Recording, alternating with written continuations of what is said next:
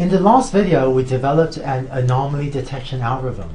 In this video, I'd like to talk about the process of how to go about developing a specific application of anomaly detection to a problem. And in particular, this will focus on the problem of how to evaluate an anomaly detection algorithm. In previous videos, we'd already talked about the importance of row number evaluation, and this captures the idea that when you're trying to develop a learning algorithm for a specific application, you need to often make a lot of choices, like choosing what features to use and so on. And making decisions about all of these choices is often much easier if you have a way to evaluate your learning algorithm that just gives you back a number. So if you're trying to decide, I have an idea for one extra feature, do I include this feature or not? If you can run the algorithm with the feature and run the algorithm without the feature and just get back a number that tells you, did it improve or worsen performance to add this feature, then it gives you a much better way, a much simpler way with which to decide whether or not to include that feature. So in order to be able to develop an anomaly detection system quickly, it's really helpful to have a way of evaluating an anomaly detection system. In order to do this, in order to evaluate an anomaly detection system, we're actually going to assume that we have some labeled data. So far we'll be treating anomaly detection as an unsupervised learning problem using unlabeled data. But if you have some labeled data that specifies what are some anomalous examples and what are some non-anomalous examples, then this is how we actually think of as the standard way of evaluating an anomaly detection algorithm. So taking the aircraft engine example again, let's say that you have some labeled data of a lot of just a few anomalous examples of some aircraft engines that were manufactured in the past that turned out to be anomalous, turned out to be flawed or strange in some way. And let's say we also have some non-anomalous examples of some perfectly okay examples. So I'm going to use y equals 0 to denote the normal or the non-anomalous examples, and y equals 1 to denote the anomalous examples. The process of developing and evaluating an anomaly detection algorithm is then as follows. We're going to think of as the training set. We'll talk about the cross-validation and test sets later, but the training set, we usually think of this as still the unlabeled training set. And so this is our large collection of normal, non-anomalous or not anomalous examples. And usually we think of this as being non-anomalous, but it's actually okay even if a few anomalies slip into your unlabeled training set. And next we're going to define a cross-validation set and a test set with which to evaluate a particular anomaly detection algorithm. So specifically for both the cross-validation and test sets, we're going to assume that we can include a few examples in the cross-validation set and the test set that contain examples that are known to be anomalous. So in the test set, say, we'll have a few examples with y equals 1 that correspond to anomalous aircraft engines. So here's a specific example. Let's say that altogether, this is the data that we have. We have manufactured 10,000 examples of engines that, as far as we know, were perfectly normal, perfectly good aircraft engines. And again, it turns out to be okay, even if a few flawed engines slips into this set of 10,000 is actually okay, but we kind of assume that the vast majority of these 10,000 examples are good, normal, non-anomalous engines. And let's say that historically in however long we've been running our manufacturing plant, let's say that we end up getting 20 flawed or 20 anomalous engines as well. And for a pretty typical application of anomaly detection, the number of known anomalous examples, that is with y equals 1, we may have anywhere from 20 to 50. It would be a pretty typical range of examples, number of examples that we have with y equals 1. And usually we'll have a much larger number of good examples. So given this data set, a fairly typical way to split it into the training set, cross-validation set, and test set would be as follows. Let's take our 10,000 good aircraft engines and put 6,000 of that into the unlabeled training set. So I'm calling this an unlabeled training set, but all of these examples are really ones that correspond to y equals 0 as far as we know.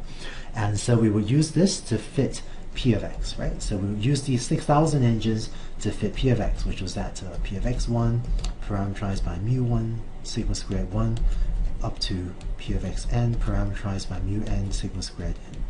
And so it would be these 6,000 examples that we would use to estimate the parameters mu1 sigma squared 1 up to mu n sigma squared n. So that's our training set of all good, or the vast majority of good examples. Next, we would take our good aircraft engines and put some number of them in the cross-validation set, put some number of them in the test set. So 6,000 plus 2,000 plus 2,000, that's how we split up our 10,000 good aircraft engines.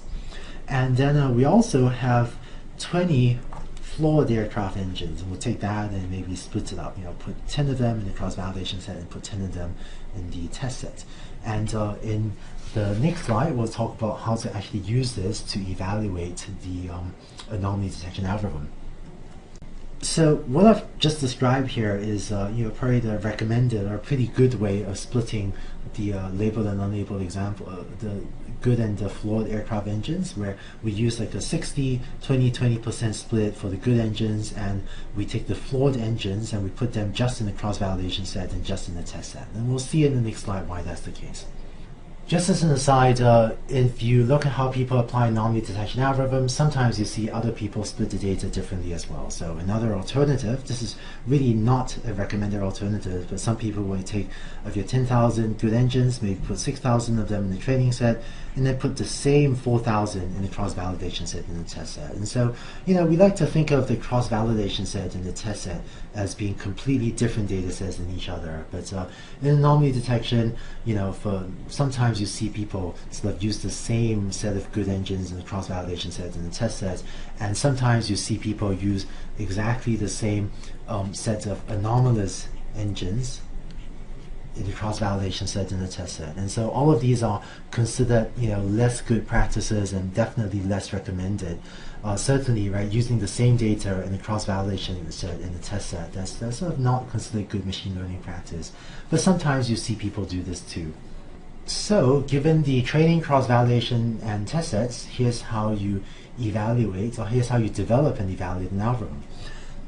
First, we take the training set and we fit the model P of x, so we fit all those Gaussians to my m unlabeled examples of aircraft engines, and then these are, I'm calling them unlabeled examples, but these are really examples that we're assuming are good or the normal aircraft engines. Then imagine that your anomaly detection algorithm is actually making predictions. So on the cross-validation of the test set, given a, say, test example x, think of the algorithm as predicting that y is equal to 1, if p of x is less than epsilon, it's predicting 0 if p of x is greater than or equal to epsilon. So it's trying to predict, given x, is trying to predict what is the label. Is it y equals 1 corresponding to an anomaly, or is it y equals 0 corresponding to a normal example? So given the training, cross-validation, and test sets, how do you develop an algorithm, and more specifically, how do you evaluate an anomaly detection algorithm? Well, to do so, the first step is to take the unlabeled training set and to fit the model P of x to the training data. So you take this, I'm calling it unlabeled training set, but really these are examples that we're assuming the vast majority of which are normal aircraft engines, not anomalies, and we're going to fit the model P of x. We're going to fit all those parameters for all the Gaussians on this data. Next, on the cross-validation of the test set, we're going to think of the anomaly detection algorithm as trying to predict the value of y. So in each of my, say, test examples, we have these xi tests, yi tests, where y is going to be equal to 1 or 0, depending on whether this was an anomalous example. So given an input x in my test set, my anomaly detection algorithm, think of that as predicting that y is 1, if p of x is less than epsilon, so predicting that is an anomaly, the probability is very low. And we think of the algorithm as predicting that y is equal to 0 if p of x is greater than or equal to epsilon, so predicting that is a normal example if the p of x is reasonably large.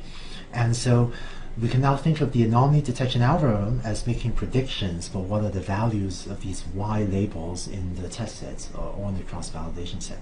And this puts us somewhat more similar to the supervised learning setting, right, where we have like a label test set and our algorithm is making predictions on these labels, and so we can evaluate it by seeing how often it gets these labels right. Of course, these labels are will be very skewed because y equals 0, that is normal examples, will usually be much more common than y equals 1, than anomalous examples. But this is much closer to the sorts of evaluation metrics we can use in supervised learning.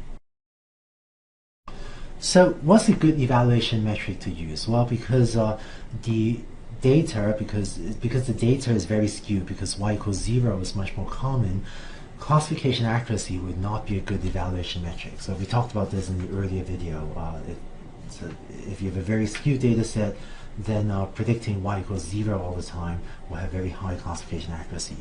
Instead, we should use evaluation metrics like computing the fraction of true positives, false negatives, true negatives, compute things like that, or compute the precision and recall of this algorithm, or do things like compute the F1 score, right, which is a single row number way of summarizing the precision and the recall numbers. And so these would be ways to evaluate an anomaly detection algorithm on your cross-validation set or on your test set.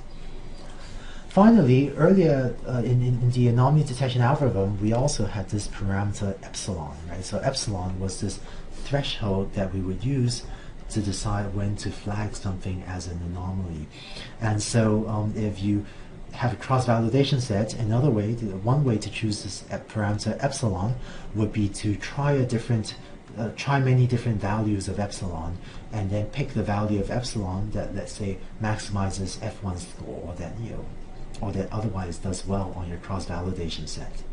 And more generally, the way to use the training, testing, and cross-validation sets is that when we're trying to make decisions like what features to include, or trying to tune the parameter epsilon, we would then continually evaluate the algorithm on the cross-validation set. So we make all those decisions like what features to use, how to set epsilon, use that, evaluate the algorithm on the cross-validation set, and then when we've picked a set of features, when we've found the value of epsilon that we're happy with, we can then take the final model and evaluate it, do the final evaluation of the algorithm on the test set.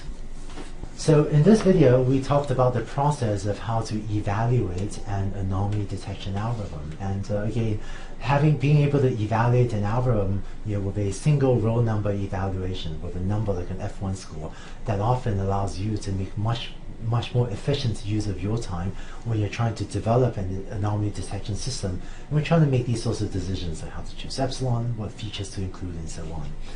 In this video, we started to use a bit of labeled data in order to evaluate the anomaly detection algorithm. And this takes us a little bit closer to a supervised learning setting. In the next video, we're going to say a bit more about that. And in particular, we'll talk about when should you be using an anomaly detection algorithm, and when should we be thinking about using supervised learning instead, and what are the differences between these two formalisms.